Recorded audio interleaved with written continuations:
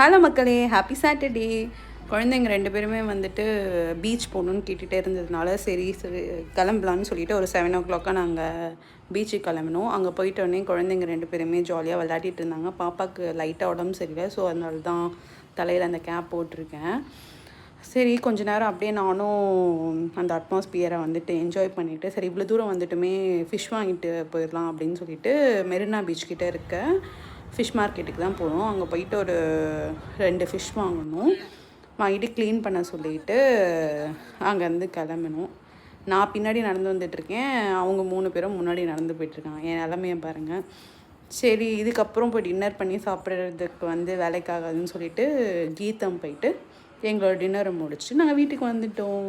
இந்த வீடியோ பிடிச்சிருந்தா மறக்காமல் லைக் பண்ணுங்கள், ஷேர் பண்ணுங்கள், சப்ஸ்கிரைப் பண்ணுங்கள். நம்ம நெக்ஸ்ட் வீடியோவில் பார்க்கலாம். பாய்.